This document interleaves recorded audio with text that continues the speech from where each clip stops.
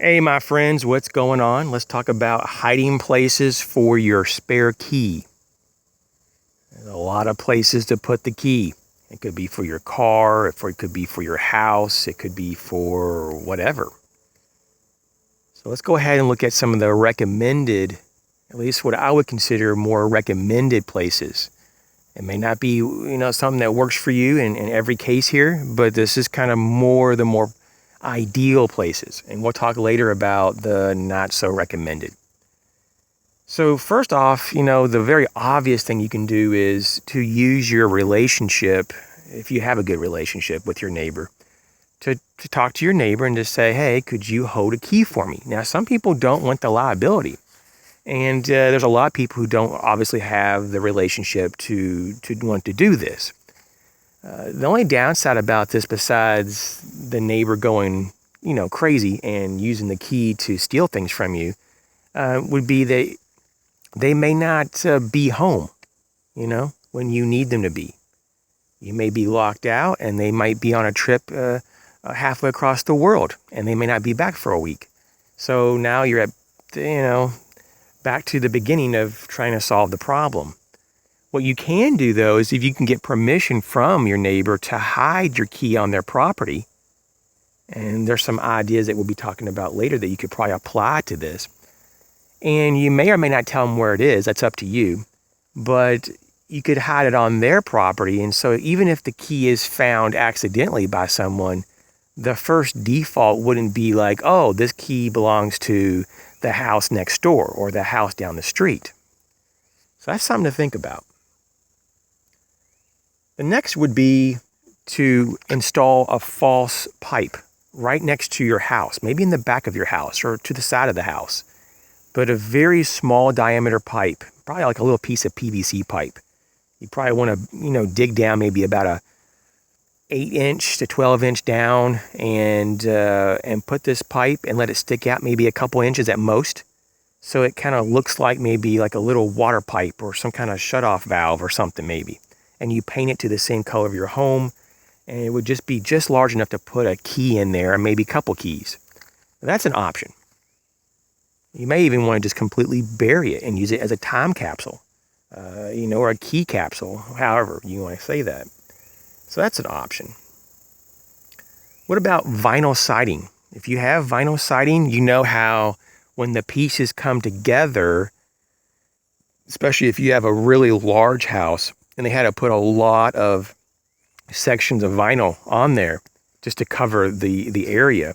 You have a lot of overlap, and you have tons and tons of places to slide a key in between the overlaps. You could take a piece of thread that's the same color as your vinyl siding to connect to the key to make it easier to pull it out between the pieces. Or you could take like a clear piece of fishing line, like a very small diameter, could be like a 5 or 10 pound test piece of fishing line, and maybe just let it stick out maybe just a few inches. So even if you walk by, you're going to have a really difficult time even, noticing it. So that's an option. You could nail a key to the backside of a tree. I probably wouldn't pick the first tree in your backyard. And I would probably prefer to do this if there was woods behind your backyard so that other neighbors, behind you, for example, wouldn't just happen to see a shiny key. But you could paint the key and to make it less noticeable. And you could also elevate it so it's not right at eye level. And I would probably go in, at least a few dozen yards if you had that option into your woods in the backyard, and find a tree that isn't so obvious. Like it's just an average looking tree. It doesn't have any kind of special markings on it or anything. And you can just nail the key, maybe at like 7 to 8 feet up. If you can even retrieve that. If that's too high, then you bring it down a little bit, whatever it is. I'm a real tall guy, so I can do an 8-foot key with no problem without any type of ladder. But if you're shorter, you just bring it down, and that's a real easy way to put a key that pretty much, is going to be accessible at any time. The next would be the magnetic vehicle key box. They come in a ton of variations. Some of them are just sliding boxes with magnets on there on the bottom. that can be connected to like the frame or the body of a vehicle or even parts of the home. You also have some with combinations on there. So that's something that I would really look into. I think that's a great option. And when you're using like a key box on your vehicle and you have like your house key in there, for example, it's a lot safer in a way than keeping a key possibly on your property, because when you're at work, and that's typically when people break into your home, you decrease the chance of them finding your spare key, because when you're at work, your car is with you at work. And so they don't have the option to even find it on your property because the key isn't there. So I think it's really important to think about the access part to the spare key. You could keep a key on the keeper in your cargo pocket. I know a lot of the cargo pants I have these days, they just come with a built-in keeper. And you could just clip the spare key to keep it on your person. So even if you lost your key ring with all your keys, you still have that keeper with your spare key there. Now, not everyone wears a necklace, and even if you do, sometimes you just do it for symbolic reasons. You don't really even show the public what kind of necklace you have. It could just be a personal trinket or charm on a necklace that you don't want to advertise it. It's just between you and another person, for example. And on something like that that's very low key, that's usually, kept under a shirt or it's not visible, you could keep a key on your necklace. You could also keep a key on a shoelace. You could just attach it to your key and just weave it underneath of your shoelaces. And you could also put a key under your insoles. And there's even shoes that have little pouches or pockets. Some of them are by snaps and others are by zippers. So if you have that, you might as well use it, right? The next would be a hat. I'm not the biggest fan of this, but if you don't lose your hat, that's fine. Because some of these hats now have these little zippered pockets or Velcro pockets. And if you feel comfortable with that, that could be an option. It just depends on the type of hat, and the frequency of you having this hat. If you only wear it once a week, this isn't really a good option. But I mean, if you use a hat and it's the same hat every day, especially when you leave the home, that's a pretty good item. What about a money belt? I mean, that's an extra step typically to put that on. It might even be more practical just to get a belt that you can use for anything, just like a normal looking belt that actually has a secret zippered or Velcroed pouch. And you can find them more often. So you're going to have it on you when you go to work or when you go to church or you go get your groceries. Whenever you use that belt, especially if it's your favorite belt, which hopefully it will be, you'll have possibly a little bit of cash in that pocket, maybe a spare key or two, and there you go. The next idea here is to take your spare key and embed it into a survival bracelet. Especially if you know how to braid these yourself, you could actually weave the key into the bracelet so you can't even see it. I've seen a lot of people do this. It's very cool. The most popular kind of key that I see this is done is the handcuff key. Handcuff keys are very commonly put into a survival bracelet. The next is the fake sprinkler head container. This is obviously going to work only if you live in a neighborhood that it's common to find sprinkler systems, like a suburban or urban area. Like in my area, I don't know of any homes that have sprinkler systems. So this would not work in my area, but they have some sprinkler head containers that are dead up. I mean, exact replicas of real sprinkler heads. They have a little built-in container on the bottom, and that is highly recommended. Inside or under a doghouse. Most criminals avoid the dogs. They don't want to bring the attention to the dog or themselves. They don't want the noise. They don't want to get bit, all that stuff. So inside would possibly be the best in a doghouse, unless it would just make more sense to put it underneath or to bury it underneath the doghouse. Because you may be worried that the dog might accidentally bump it and remove it from however it's connected inside and maybe drag it outside. So it could make sense, and I think probably under the doghouse is probably one of the better ways to go. You can attach it to one of the heat fins of your outside air conditioning unit, probably with wire so that it won't melt. And it could just kind of dangle in between the heat fins. And unless you really look down there with a flashlight, you wouldn't even see it. You could also put a key inside or under your children's playhouse. I mean, there's some really big playhouses these days. And man, there's all kind of crevices and seams, and you could even take some duct tape and just tape the key in the attic or the rafters of a child's playhouse, and no one would be the wiser. They might just think, oh, there was a puncture in the roof, and you just put some tape on there. Especially on the inside, who's going to notice, right? What about in the inside of an open barn or attic loft system? A lot of barns are just open. They're not secured. I mean, a lot of them do have doors that can be locked nowadays, but a lot of the older ones, especially the ones that I was raised with when I was a kid, they just basically had a big open section that you could just walk in. But they had these wonderful lofts, the hay bale loft. And if you've been raised on a farm, you know what I'm talking about. And up there is like 100 million places to hide stuff. I mean, not only is it because there was a lot of hay up there, but I mean, the rafters, and I mean, it was just like all kinds of places to do stuff up there. So that's really cool. And this is kind of funny a little bit when I got thinking about it, but people, especially in like sheds that they don't lock, like a garden shed or maybe like an open barn like we just talked about, they'll put a few jars of just old keys or key blanks, and they may have hundreds of them in just jars. And you may put your real house key in one of those jars and just mix them up real good. And so the criminal may have to go through hundreds and hundreds of keys to find the right one, and they may just say the hell with it. It's not even worth it. So that's just an item to think about. I'm not totally on board with that. I just think it's kind of funny that people actually do this, but it could be an option. What about a buried small capsule? We kind of talked about that with the PVC next to the house, the water pipe thing, but you can make a separate container that's away from the home. So that's recommendation. It could just be in a very, awkward place or placement on your property that people just don't gravitate toward, maybe just a real big open area.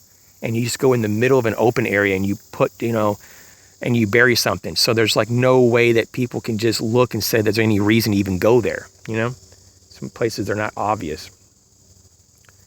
What about hiding a key in a wind chime? I know people who do that. What about between two patio bricks or even behind bricks in your outdoor fireplace? Definitely an option.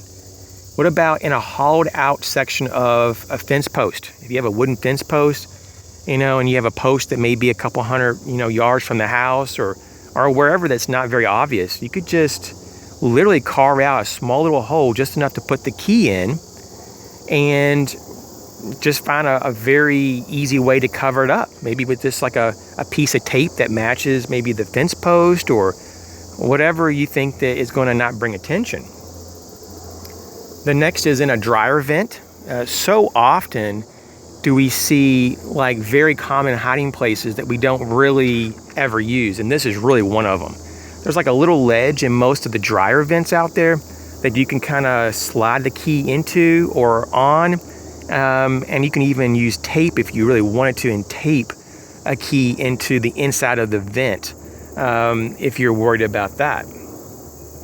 You can also take a key and hide it under the deck, like your back deck, connecting to your house, for example, or even a pool deck.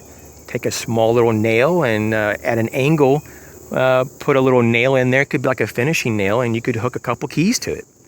And just make it so it's not apparent from the outside.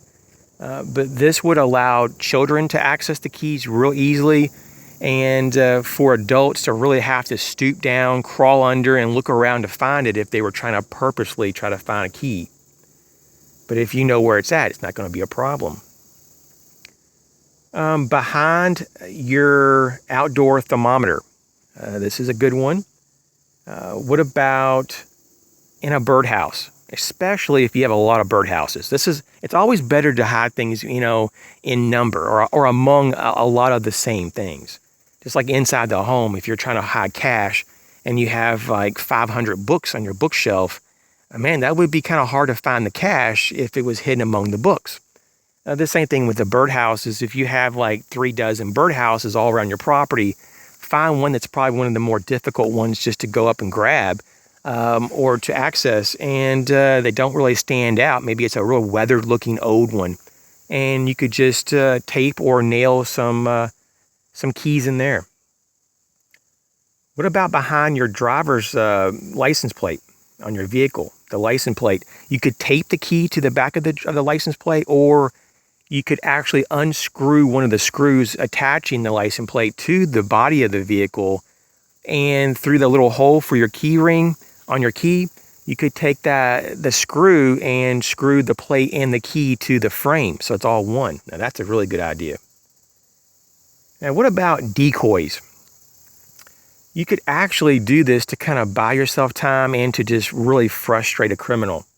And I only have really one main example here, and then I'm going to talk about the non-recommended places to put keys.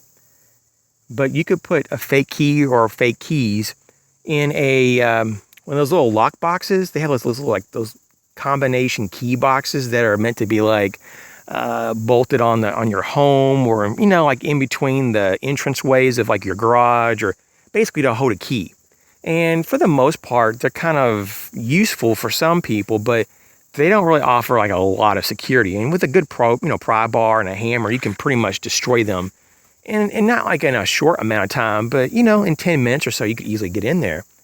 But you could put a decoy key that doesn't go to anything in one of those, and and just cause a delay with the criminal. And they may just get so frustrated, and they may not want to hang out there much longer because they don't want to draw attention. They might just leave.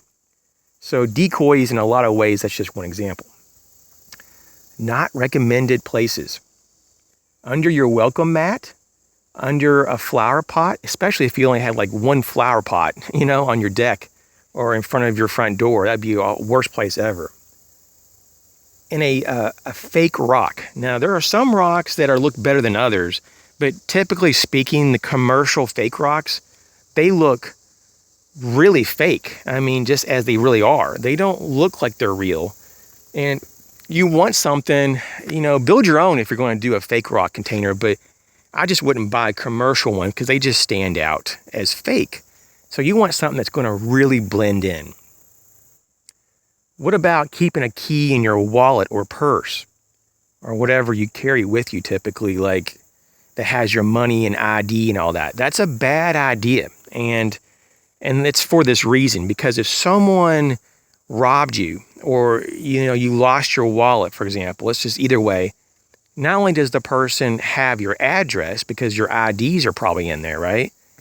But they now have the key to your house. So they may be able to beat you to your home and rob you before you could even get there. That's a big problem. So you really do not, under any circumstance, want to put your house key, or even your vehicle key for that matter, in your wallet. You really need other systems if you really want to know my opinion on that. What about in a backpack or briefcase? It's kind of the same thing. If someone stole them, or they robbed you, or you misplaced it, and all of a sudden now, you may have something that may identify you in that briefcase or that backpack, typically speaking, and they may be able to go, okay, put one and one together and know that this key probably, because house keys look different than, car keys, let's be honest. They might say, okay, this is probably obviously their house key, And if they're criminal minded, they have that pathology, now you're in trouble. So don't do that. The next thing I want to talk about is attaching a key to your pet's collar. Some people think it's a good idea. I do not. Collars fall off sometimes. People steal pets. Sometimes pets get lost or run away. I just don't think it's a good way to secure your key. Now, if you, maybe in rare circumstances, maybe a key on the collar could work if you have like a very robust high security fence system and the dog is like fenced in like in a way that isn't practical for that person, that dog to get out, and or the dog is a trained like protection dog, an attack dog, or at least a watchdog that isn't going to let you just come right up on it. So in that situation, it's possible, but I just don't like the whole idea. What about putting a key in your mailbox? Man, this is a horrible idea. People steal mail all the time, and if they see there's a key in there, they're like, wow, we'll just steal everything in your house as well. They'll just wait until you leave. What about at your bank? Once again, you may not be able to access the key when you need it, especially if you have like a safety deposit box. It may seem like it's a really safe way to go, but if you locked yourself out at midnight, you may have to wait 9 or 10 hours to get your key. And that's a problem. What about in the fuse box? There's a lot of debate on this one too. They say, especially if you live in a more rural area, that this really isn't that big of a deal, but I just don't like the idea, of an unlocked fuse box that someone can just open up the panel and they can find your key right there taped to the panel. Now, there are different panels that have multi-layers that it wouldn't be so obvious if you just opened up the outer layer, but I just don't like the idea. So unless you can lock the panel and then you have your other key hidden, and then it takes a hidden key to unlock the panel to give you your house key, and that multi-layer system might be a little more practical. What about in one of those hitch receiver combination safes? Or they have a lot of words for this or names for this type of, but there's that little compartment, it's like a little container that typically has a combination that you can store like a couple keys in. That goes, like to your vehicle in the back. And, I don't like that at all because it's very obvious that there's something there. Someone has a heavy hammer or a sledgehammer, or they're determined enough, maybe with a crowbar, they can probably break that off. And, they have all the time in the world to get that open, and then they can pretty much, just follow you home or whatnot and know where you live. And then when it's convenient for them, when you're not around, they break into your home.